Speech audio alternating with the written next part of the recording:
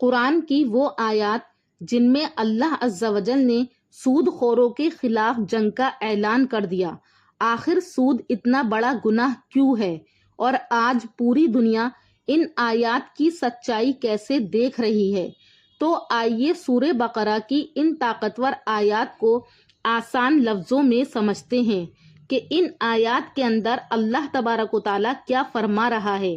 سورہ بقرہ کی آیت 277 سے 281 تک ہم ان کا ترجمہ اور شان نزول اور اسی طرح سے اس کی تفسیر دیکھیں گے۔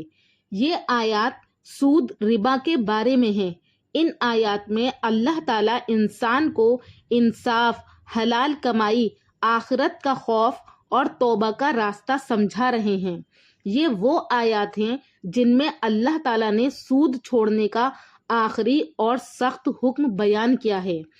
اعوذ باللہ من الشیطان الرجیم، بسم اللہ الرحمن الرحیم۔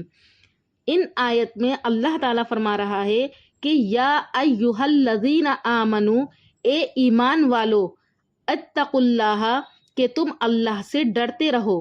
یا ایہا الذین آمنوا اتقوا اللہ، کہ اے ایمان والو اللہ سے ڈرو۔ وذروا، اور تم چھوڑ دو، ما بقی من الربا، جو کہ باقی رہ گیا ہے، من الربا، سود کا کوئی حصہ اگر تمہارے ذمے باقی رہ گیا ہے تو تم اس کو چھوڑ دو، ان کنتم مؤمنین، اگر تم کیا ہے ایمان والے ہو۔ یعنی اے ایمان والو اللہ سے ڈرو، اور اگر تم واقعی مومن ہو تو سود کا جو حصہ بھی کسی کے ذمے باقی رہ گیا ہے تو تم اس کو کیا ہے چھوڑ دو۔ تو اس آیت میں اللہ تعالیٰ ایمان والوں کو واضح حکم دے رہے ہیں کہ اگر وہ سچے مومن ہیں تو سود کا جو بھی بقایا حصہ ہے وہ اسے چھوڑ دیں۔ تو اس آیت کا شان نزول سمجھتے ہیں تاکہ یہ آیت اچھے سے سمجھ میں آ جائے۔ مدینہ کے اندر 2 قبیلے موجود تھے۔ ایک قبیلے کا نام تھا بنو ثقیف اور ایک قبیلے کا نام تھا بنو مخزوم۔ ان دونوں قبیلوں کے درمیان سود کا لین دین تھا، یعنی یہ ایک دوسرے کو قرض دیتے تھے اور وقت مقررہ پر اگر قرض نہیں واپس ہوتا تھا تو اس کے اوپر کیا ہے وہ سود لے کر کے کیا ہے واپس لیتے تھے۔ تو ان دونوں قبیلوں کے درمیان سود کا لین دین تھا۔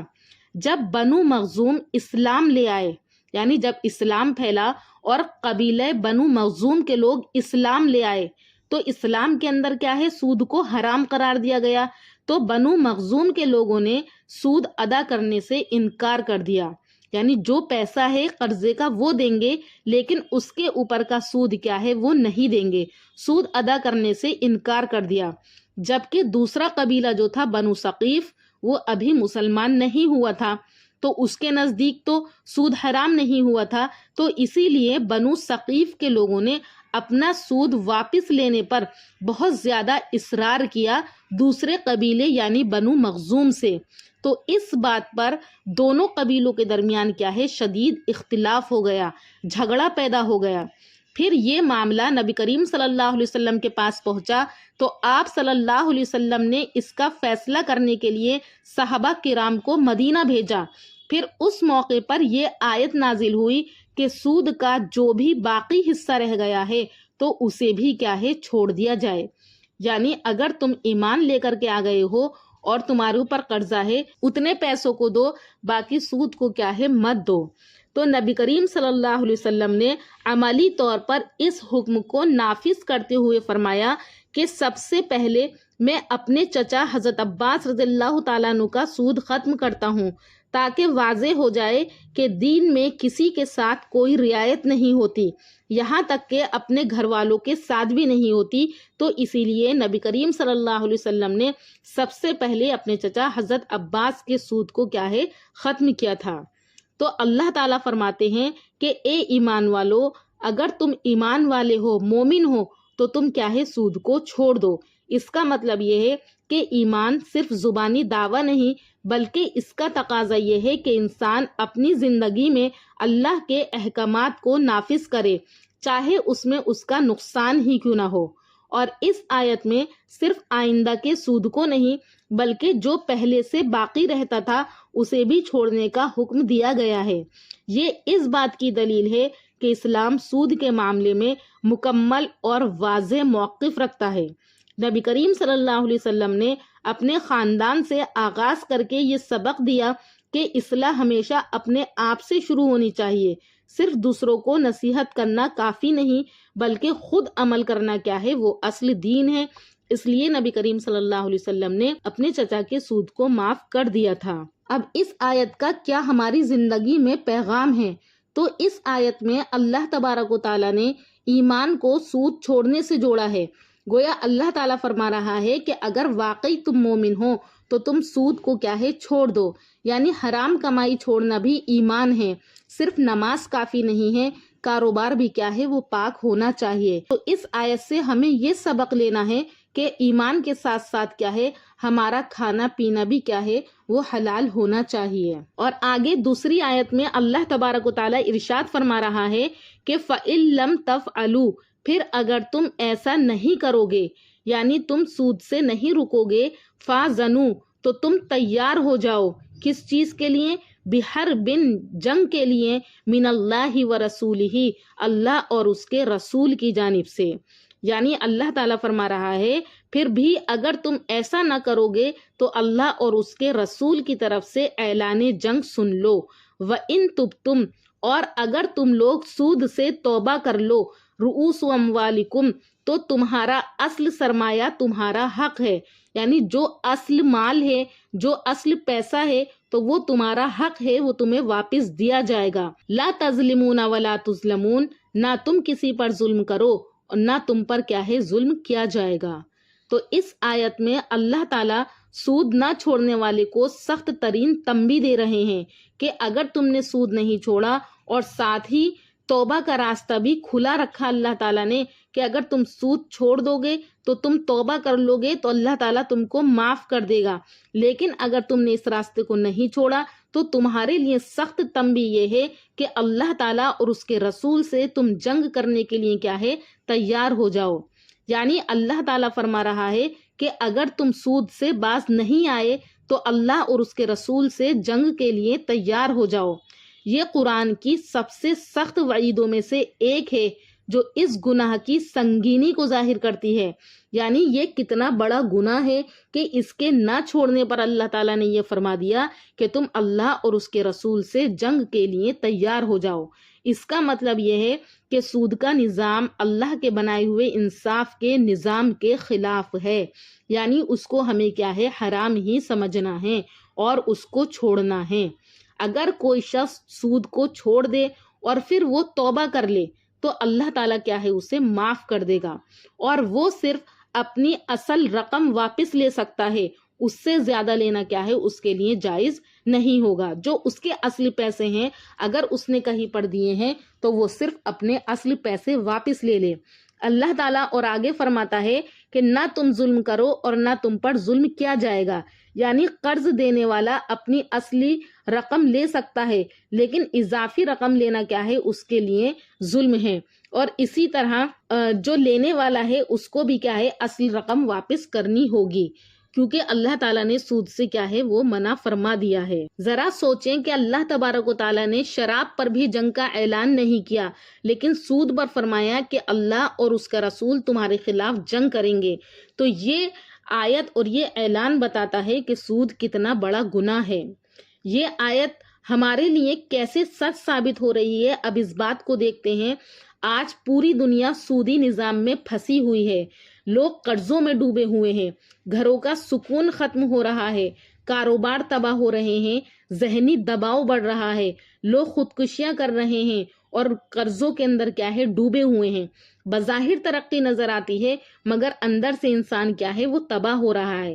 یہی اللہ کی جنگ کی ایک شکل ہے کہ ہر چیز سے کیا ہے، برکت ختم ہو جاتی ہے، یعنی وہ اللہ اور اس کے رسول سے جنگ کرتا ہے تو اللہ کی رحمت، اللہ کی برکت کیا ہے، اس سے روک لی جاتی ہے۔ اسلام یہ کہتا ہے کہ اصل رقم واپس لے لو، غریب کا خون مت چوسو، ضرورت مند کی مجبوری سے فائدہ مت اٹھاؤ، کیونکہ اسلام کیا ہے، وہ انسانیت والا نظام دیتا ہے۔ اب آگے دوسری آیت میں اللہ تبارک و تعالیٰ ارشاد فرما رہا ہے کہ وَإِن كَانَ ذُو عُسْرَةٍ، اور اگر کوئی تنگ دست ہے، فَنَظِرَةٌ، تو تم اس کو مہلت دو، الا میسرتن، اس کا ہاتھ کھلنے تک، یعنی اس کے لیے کشائش آنے تک۔ اگر کوئی تنگ دست قرض دار ہو تو اس کا ہاتھ کھلنے تک اس کو کیا ہے مہلت دینی چاہیے، جب تک اس کے پاس کشائش نہ آ جائے۔ وَأَن تَصَدَّقُوا، اور صدقہ ہی کر دو، خیر لکم، تو یہ بات کیا ہے تمہارے لیے بہتر ہے۔ ان کنتم تعلمون، بشرط یہ کہ تم کو اس بات کی سمجھ ہو، یعنی تم جو کر رہے ہو وہ تم جاننے والے ہو۔ تو اس آیت میں اللہ تعالیٰ قرض کے معاملات میں نرمی، مہلت اور معافی کا حکم دے رہا ہے کہ اگر تم نے کسی کو قرضہ دے رکھا ہے اور اس نے واپس نہیں دیا تو تم اس کو مہلت دو جب تک کہ اس کے پاس گنجائش ہو جائے، اور اگر تمہارے پاس زیادہ مال ہے اور پھر تم نے اس کے قرضے کو معاف کر دیا، یعنی اس کو صدقہ سمجھ کر کے چھوڑ دیا، تو یہ بات کیا ہے تمہارے لیے بہتر ہے۔ اس آیت میں اللہ تبارک و تعالیٰ نے فرمایا کہ اگر کوئی شخص واقعی تنگ دست ہو اور قرض واپس نہ کر سکتا ہو تو اسے مہلت دینا چاہیے۔ اس کا مطلب یہ ہے کہ اسلام صرف قانون نہیں بلکہ اخلاق اور ہمدردی بھی سکھاتا ہے کہ اخلاق اور ہمدردی کی وجہ سے آپ اس کو مہلت دیں، اور جب اس کے پاس گنجائش ہو تو وہ آپ کے پیسے یا آپ کا مال واپس کر دے۔ اللہ تعالیٰ فرماتا ہے کہ اگر تم قرض معاف کر دو تو یہ تمہارے لیے زیادہ بہتر ہے، یعنی اگر کوئی شخص اللہ کی رضا کے لیے اپنا حق چھوڑ دے تو اسے بہت بڑا اجر ملتا ہے۔ یہ رعایت ہر کسی کے لیے نہیں بلکہ اس شخص کے لیے ہوگی جو واقعی مشکل میں ہو، یعنی اس کے پاس ادا کرنے کی کیا ہے پریشانی ہو، پیسے نہ ہو، یہ اس شخص کے لیے ہیں، ہر کسی کے لیے یہ رعایت کیا ہے نہیں ہوگی۔ اسی لیے انسان کو سمجھداری سے فیصلہ کرنا چاہیے کہ واقعی کون شخص محتاج ہے اور کون شخص محتاج نہیں ہے، یعنی کون پریشان ہے اور کون خوشحال ہے۔ جو زیادہ پریشان ہو تو اس کے ساتھ کیا ہے ایسا کرنا چاہیے۔ اور اسی طرح نبی کریم صلی اللہ علیہ وسلم نے فرمایا کہ جس شخص نے کسی تنگ دست مقروض کو مہلت دی یا اس کا قرض معاف کر دیا تو اللہ تعالیٰ اسے اپنے عرش کے سائے میں جگہ دے گا، جس دن اس کے سائے کے سوا کوئی سایہ نہیں ہوگا۔ تو اس دن کیا ہے اللہ تعالیٰ اس معاف کرنے والے شخص کو اپنے سائے میں جگہ عطا فرمائے گا۔ تو اس آیت کا ہمارے لیے ہماری زندگی میں ایک بہت ہی خوبصورت پیغام ہے، اور وہ یہ ہے کہ آج دنیا کہتی ہے قرض واپس کرو ورنہ جرمانہ دینا پڑے گا، لیکن اسلام یہ کہتا ہے کہ مہلت دو، آسانی کرو، معاف کر دو۔ یعنی اسلام جو ہے رحمت بھی سکھاتا ہے، صرف قانون ہی نہیں بلکہ محبت اور ہمدردی بھی سکھاتا ہے۔ تو اس آیت کے ذریعے سے ہمیں یہ پتہ چلتا ہے کہ اگر کسی غریب کا قرض معاف کرنا اتنا بڑا عمل ہے کہ قیامت کے دن اللہ اس بندے پر خاص رحمت فرمائے گا اور اس کو اپنے سائے میں جگہ عطا فرمائے گا، تو آج اگر کوئی واقعی اس آیت پر عمل کرے گا تو مزدور کو وقت دے، وہ اس طرح عمل کرے، غریب کی مدد کرے، قرض میں نرمی کرے، تو معاشرے میں اس طرح کرنے سے کیا ہے محبت پیدا ہوگی۔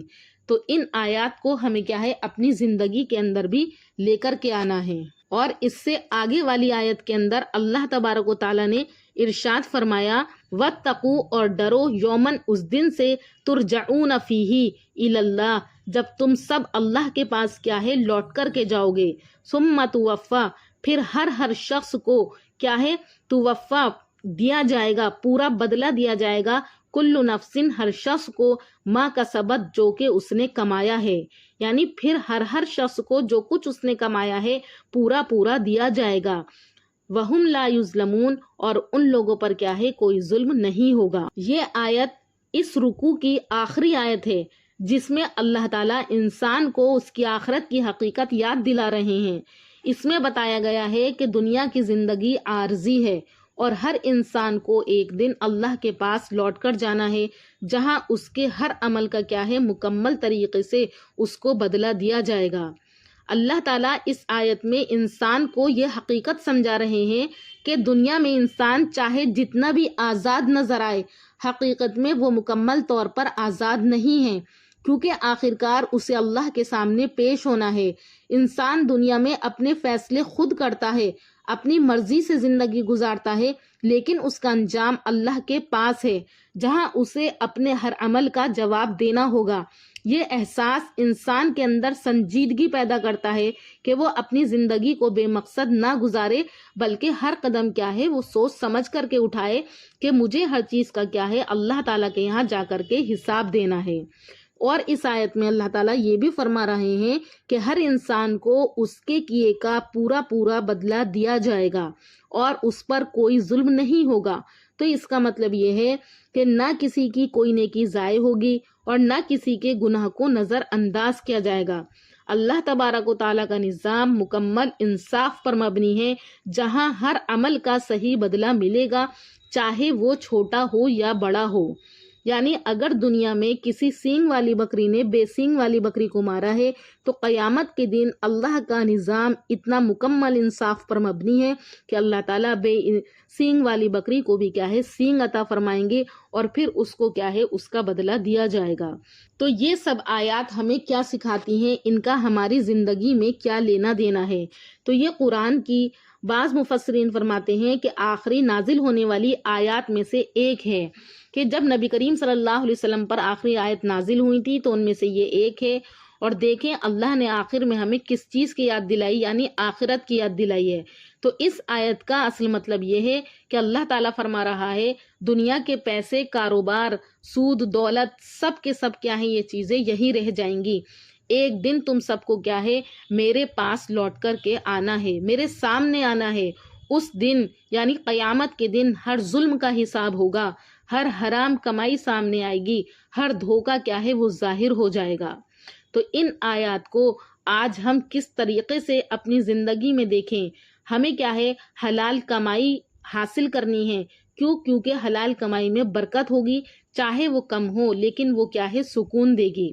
اور سود انسان کو اندر سے تباہ کرے گا، ظاہری فائدہ دے گا مگر کیا ہے وہ روحانی نقصان دے گا۔ اسی لیے کہا گیا غریب پر رحم کرو، اسلام سختی نہیں بلکہ آسانی سکھاتا ہے۔ آخرت کو یاد رکھو، ایک دن اللہ کو کیا ہے حساب دینا ہے۔ تو یہ ساری کی ساری آیات ہمیں سکھاتی ہیں کہ ایمان صرف عبادت نہیں بلکہ حلال کمائی بھی ایمان ہے۔ سود انسانیت کے خلاف ظلم ہے۔ اسلام رحم، انصاف اور آسانی کا دین ہے۔ دنیا عارضی ہے، اصل زندگی کیا ہے وہ آخرت کی ہے۔ جو بھی ہمیں کرنا ہے وہ دنیا کا دنیا میں رہ جائے گا، صرف آخرت میں ہمارے کیا ہے ہمارے اعمال کام میں آئیں گے۔ اور اللہ تعالیٰ آخر میں یہی کہنا چاہ رہا ہے کہ تم سب کو کیا ہے ایک نہ ایک دن میرے پاس لوٹ کر کے آنا ہے۔ تم ڈرو اس دن سے، اور اس دن کیا ہے تمہیں ہر چیز کا پورا پورا بدلہ دیا جائے گا جو کہ دنیا میں رہ کر کے تم نے کمایا ہے، اور تمہارے اوپر کوئی ظلم نہیں کیا جائے گا۔ تمہارے رجسٹر کھولے جائیں گے، تمہارے ہر اعضا کو بولنے کا موقع دیا جائے گا، تمہارا ہر اعضا تمہارے خلاف کیا ہے گواہی دے گا۔ اگر برے کام کیے ہیں تو خلاف گواہی دے گا، اور اگر اچھے کام کیے ہیں تو تمہارے حق میں کیا ہے گواہی دے گا۔ تو ان آیات کو ہمیں اپنی زندگی میں لے کر آنا ہے، اس پیغام کو ہمیں دوسرے لوگوں تک بھی پہنچانا ہے، اور اپنے گھروں میں سب کو سمجھانا ہے، اپنے شوہروں کو بتانا ہے کہ کس طرح سے حلال کمائی کے ذریعے سے گھروں کے اندر برکت پیدا ہوتی ہے اور ذہنوں میں سکون پیدا ہوتا ہے، اور معاشرے میں کیا ہے اور گھروں میں محبت پیدا ہوتی ہے۔ امید کرتی ہوں کہ آپ کو یہ آیات، ان کا ترجمہ اور ان کی تفسیر اچھے سے سمجھ میں آئی ہوگی۔ انشاءاللہ اس کے آگے کا رکوع لے کر حاضر ہوں گی دوسری ویڈیو میں۔ تب تک کے لیے اللہ حافظ، السلام علیکم۔